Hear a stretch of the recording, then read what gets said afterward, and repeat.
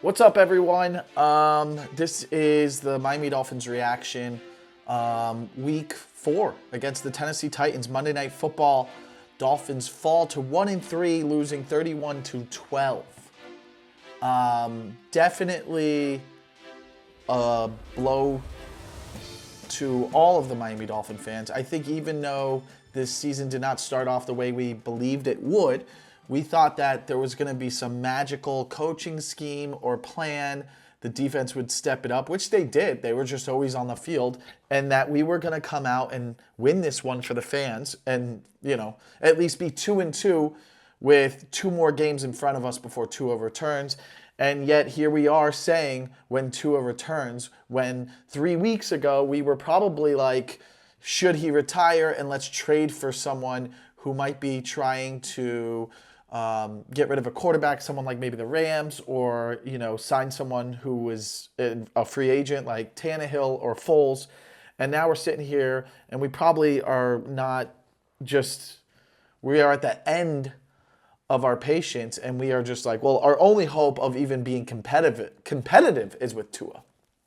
So I don't know what to tell you guys, but I will throw out some hypotheticals that I think that we would all could see that are all possible of happening, and that maybe you wouldn't mind having as a Dolphin fan. I don't know. I mean, if you guys are as frustrated as I am, then you probably have little faith in this team at 1-3, that even if Tua comes back, are you assuming he's going to go undefeated and just play out of his mind? Like, is that really going to be a thing, or is it going to be a struggle still offensively? Because clearly we don't have an offensive system that has been built to perfection for any player, but it's specifically for Tua that we don't even know works. Because when Tua was healthy, it didn't seem like we were moving the ball anyways. So that's something to be concerned about. You could plug in an offensive player on the 49ers, or even, I know it's not Mahomes, but even when Chad Henne was in for Kansas City, he was able to do a little bit with the offense, more than what we've seen in 9 quarters of backup quarterback play. Matt LaFleur in Green Bay with Willis, it seemed like there was something. It was doable. You've seen it in Cincinnati when Burrow went down. You saw it when Dak went down. It wasn't as great, but their backups are still putting up points. This is the worst I've ever seen a team play losing a quarterback. I mean, even back when I was a kid in the 90s, if a quarterback went down, the season was over. But their backup always showed some sort of spark. I mean, that's the whole reason the Dolphins took Jay Fiedler from the Jaguars after Marino retired. Because he showed that he could operate an offense or manage a game. And you would think that that's what all 32 backup quarterbacks are made to do. So how bad is your offensive system that we've now seen 3 quarterbacks since Tua on the field, and the best one so far was Tim Boyle? And that shouldn't be the case. You can't say out of 3 tries, Tim Boyle was the best quarterback so far. So I bring this option to you guys. Which I think is a realistic thing that you might hear in the media. But the Dolphins have the Patriots next week in New England. Nothing's a guaranteed win at this point. And then you have the Indianapolis Colts, who it looks like they're going to make a change to Joe Flacco, which saves their season potentially, which is another guy that was out there that you ask yourself, why didn't our GM go after that guy after bringing the Browns to the playoffs, and then you going into your 5th season with Tua, and you've seen his history of injury? Why not have a quarterback that could run an offense at an elite level, because he's won a Super Bowl? So it's whether or not he regressed in an offense in Baltimore. It didn't work out, but either way, he's shown that he can come into the game and win games and lead a huddle. So that's just to rub in your face if you're a Dolphins fan. But point being, 2 losses potentially there. And let's say you even split those games, because there's 2 games left before Tua comes back. They're already saying he's going to be back for the Cardinals game.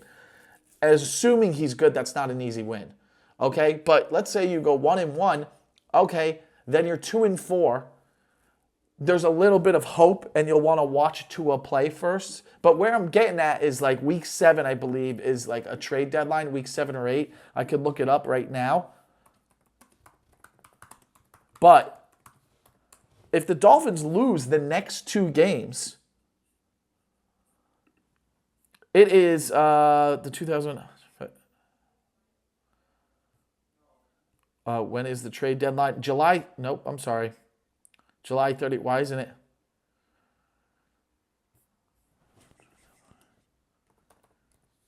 It's week 8, it says. Is week 8, Tuesday. So, or did they move it back? The NFL trade deadline will be moving to Tuesday after week 9, beginning with the 2024 season. So after week 9, so where does that put us on the schedule? We are in week 4 right now. Week 5, 6, 7, 8. After the Bills game is the trade deadline. So you'll get to see that's the point I wanted to get. Sorry for that taking a little bit. But you'll want to see how Tua is with the Cardinals. And if it looks horrible or if you lose that game, you have to think they are sellers. And I know that sounds crazy, but you're in a win now mode. And I got to believe if you don't win this year, at least a playoff game, it's going to be hard to convince other players to stay here or come here that you have a chance to win next year with a healthy Tua, even if you brought in another backup. My point being, if you could sell players here and we go 1-1 or we even go 0-2 here, if we're 0-2 and we're 1-5 headed into the Cardinals game, why would you even rush Tua back? Why would you even rush him back? If you're 1-5, hypothetically speaking, you got to assume 10-7 gets you in the playoffs. 10-7. 9-8 is a long shot. I would like to go. I would want to operate in a place where 10 wins is minimum to get into the playoffs, to get that 7th seed. So if you're 10-7, which by the way, if the Dolphins were a wild card team, they're losing on the road. So that's a loss for the whole season anyways. So do you see what I'm saying here? What are we fighting for at this point if you even lose one more game? Because if you look at the remainder of the Miami Dolphins schedule, there's no way you're winning out. You would have to put 2 probable losses and then throw in a game where you didn't expect to lose because of how we look sometimes offensively. That's 3 on top of just losing 1 more. That would put you at 7 losses. And that's only if you lost 1 more game in the next 2 weeks, in the next 3 weeks. Even the Cardinals game, when Tua comes back, you think it's going to be operating like how it was last year, week 8? You think that's what the Dolphins are going to look like all of a sudden? They didn't look like that when Tua was in the games. You go 1-5, you sure as hell are not only losing 2 games. That puts you at 8 minimum, best case scenario. You're probably a 7-9 team if you can't get a win in the next 2 weeks. And if you even lose, even if you only win 1, that puts you at 2-4. You're telling me you're only going to lose 3 games? The rest of the 11, you're going to go 8-3. You're going to go 8-3 to close out the year with Tua. And a lot of you guys will be like, yeah, Tua's gone 8-3 before. He started the previous 2 seasons 8-3. Why can't he end the year 8-3? Because it gets colder. Because it's not going to go as planned. Because he's coming in and it's like starting the season over. And he didn't look like he was operating the offense at a high level even when he was playing. So let me push this on you guys. Do we sell at the trade deadline? I think that's a fair conversation to have when you're 1-3 and you have maybe 3 or 4 potential Hall of Famers and Pro Bowlers on your team that could add value to any team that is trying to make a late push in December or for the playoffs. You don't think that the Kansas City Chiefs would trade Jalen Waddle right now? With not unsure what's going to happen to Rice? You don't think you could get a 2nd-round pick for Waddle and maybe some future picks? And I know that seems low, but I just don't think a team's going to give a 1st for it when they know that you're in the selling point. So you got to think maybe you get a 2nd this year and a 2nd next year. If Jalen Waddle was on the Chiefs, I would think that would stretch their offense tremendously. And he's young, and then you have him locked in. You're locked into his contract, which you would pay him anyways, okay? Or anywhere else. I don't want to trade Jalen Waddle, but I think he's the most valuable offensive player we would have to trade. I don't think people would trade for Achane or Wright or Mostert, you know? And offensive line, there's no value there. Teron Armstead, nobody's trading for. He's injured every year. The whole purpose behind signing him was for leadership on the offensive line and hoping he plays 12 games and he's there in the playoffs. So he's missed one game this year already. So he's going to miss his 4 or 5 games every year. You just hope that he's there at the end of the year. Nobody's trading for him. So the only asset we could really trade for is Waddle. Nobody's going to take Tyreek, and we're not going to trade Tyreek. Tyreek's not leaving. He wants to retire Dolphin. He's got his money. He's won a Super Bowl. Where is he going to go? He's not chasing a ring. Waddle, on the other hand, that's a legit conversation to have. He's great if Tua's in. I mean, I don't know. He dropped the ball today. It sucks. But this is what has to be discussed when you guys have a team that was built to win a Super Bowl this year or next year, and you start off 1-3, most likely 1-4 or 1-5. I mean, you can't tell me that the Dolphins are going to win in New England next week. Not at this point. I have no doubt in my mind that they could lose. I have no doubt that they will lose one of the next 2. I don't think they could beat the Colts right now. Not if Flacco's playing. And the Patriots, I can't say that they're worse than us. It's the same thing. It's going to be a very, very boring game. And I would bet hundreds of dollars on the under, as I will next week. The over-under will be, 36.5 points, something like that. They don't usually go they don't go lower than 34. That's crazy. I mean, even this game was supposed to be an under and it got out of control. You always assume there's going to be things like that. I don't know. You could sell defensive players. Who knows what happened to Jalen Phillips? But you have Jalen Ramsey. Yeah, he's extended, but would someone take him that needs defensive help? Could he be a spark to the Buffalo Bills defense? Can he be a spark to the Baltimore Ravens defense? Even though they're playing great too. But imagine adding a guy like that when you know that you have to beat Mahomes. You might be able to trade to the Chiefs, to the Ravens, to the Texans, to, maybe even the Steelers, if they think they can make it out and have a strong end of the year. There's a lot, even the Jets. I don't care. Trade in the division. Give them Jalen Ramsey over there in New York. Whatever. Get as many draft picks as you can, because there's definitely 3 quarterbacks coming out this year that have better upside than what we're doing right now. That's another point I bring up. Would you agree that there's at least 3 quarterbacks that will be coming out after this season that give you more hope than what we're dealing with right now at quarterback? You wouldn't want to. Would you rather Tua comes in at the Arizona game? All right, how about this? Tua comes in and he plays for the Arizona game, and he starts there, and then they have at Buffalo, at Rams, Raiders, Patriots, Green Bay, Thanksgiving, Jets, Texans, 49ers, Browns, Jets. Let's say Tua even goes 5-4, right? Let's say he goes 5-5. I'm sorry. Let's say he goes 6-5 and looks decent, and he stays healthy all year. Goes 6-5 and goes, let's say 7-4, which is not going to happen with that schedule. Let's say he goes 7-4. Sorry that I can't agree with myself. I'm arguing with myself. Let's make it less realistic. 7-4, okay? Let's say he goes 7-4 when he comes back, and we are 1-5. And then we go 8-9, but Tua looks okay. You want to go run another year with him and this team? Or would you rather move up in a draft and go after one of the 3 guys coming in and see how they develop behind Tua? You know what I'm saying? Like, this is what we're fighting for? Like, you really think we're going to go 7-4 when Tua comes back? Realistically, we'll probably go 6-5. That puts us at like 8-9. It ruins our draft pick. It does nothing for us. Why wouldn't you trade stars in 2 weeks and try to get in the top 10? You go 6-11. That's a top 10 pick. You're getting one of those 3 quarterbacks. And at least you have Tua still. You have him under contract. You have the quarterback sit behind Tua. You have young running backs. Maybe you do some late round draft picks on some wide receivers.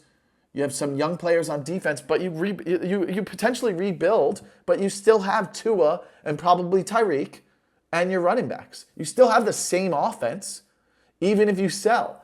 Defensively, you might look a little bit different, but Jordan Poyer, you probably trade off too. Javon Holland, you probably let walk because you're not going to pay him and he's going to want to go somewhere else because you're not going to get him for cheap. So you're rebuilding at that position. Your linebackers are gone. All of them. Maybe you keep Brooks, right? Agba maybe stays. Sealer you have. But Chubb's gone. You move on from him.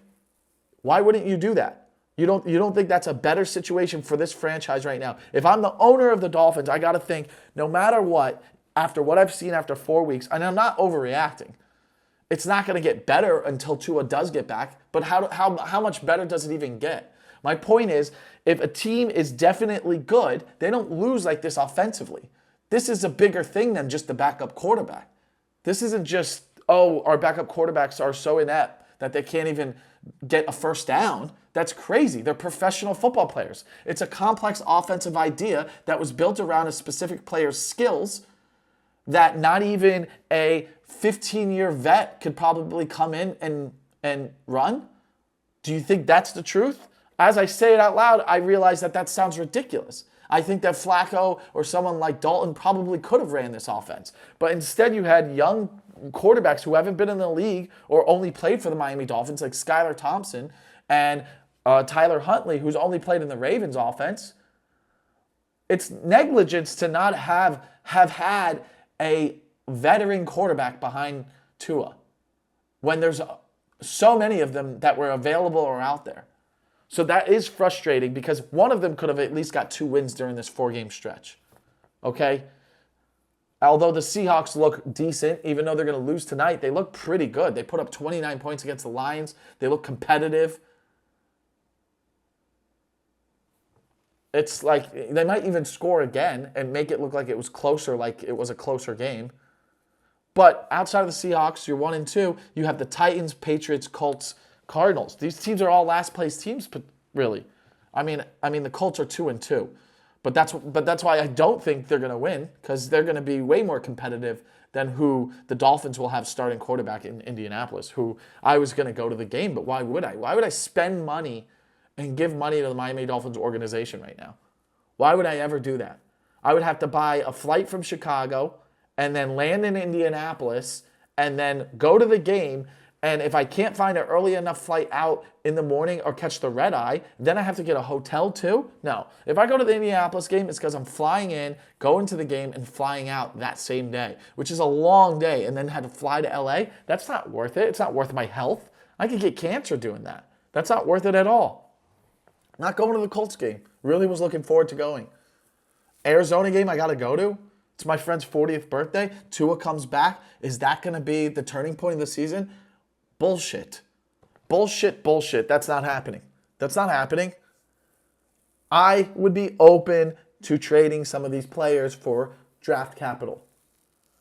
I don't see a 7-10 team out there, even when Tua comes back. I do not see a 7-10 team. There's no spark. It seems like Tyreek's trying everything. It just honestly seems like the offense is just not clicking at all, which is weird because now how far back does that go? To last year, because they weren't clicking in December either. So what's happening offensively? Mike McDaniel was hired to build a crazy offense that was unstoppable, and it looked like he had done it consistently for 2 years, but maybe it's been figured out. He's been figured out. I don't know. And Geno throws an interception in the end zone, and that's pretty much going to seal the game. You're going 1-1 best case scenario after this week, and then you're 1-5 or you're 2-4, and then you're losing 4 games at least. 9-8 is best scenario. 9-8 probably doesn't get you in the playoffs. You're stuck with all these players. A lot of them walk. Some are on 1-year deals. But then you're 9-8. You have pick 17 or something. No, none of those quarterbacks are going to be there. You're not going to trade future capital to get there. At this point, you got to think about what's the best thing to do for a franchise. And the only one who's thinking about that honestly would be the GM and the owner. If the GM does not care about being fired and wants to reevaluate it and sit down with the owner and say, hey, I want to do what's best for the organization, and to prove that to you, I need your permission to trade some of these stars and give up on this season. Because if you want to fight, you're hurting the fans and the organization. If the GM wants to have an ego and say, no, we got to try to figure out this year and not trade players away, then that's selfish, because he doesn't want to look stupid. And he doesn't want to look like he made a mistake by not signing a veteran quarterback or having someone be in there to fill for Tua. I don't know. You tell me how it makes sense to not sell at this point. The only way this season was going to be a success was if you won the division, so you had a home playoff game so you could break that streak, right? If you're not going to win a home playoff game, if you have 3 losses right now, and you would have to literally only get 3 more losses to win the division. 11-6 wins the division. It's not going to be a 10-7. It will take 11 wins to win the division. Probably not happening. I think it's fair to say that that's not happening, meaning this season's a wash. Why wouldn't you start trading the stars? That's all I'm saying. Let me know what you think in the comments. Like and subscribe to my channel. Big Miami Dolphins fan, but it looks like a year where I'm going to be spending a lot of time talking about other teams.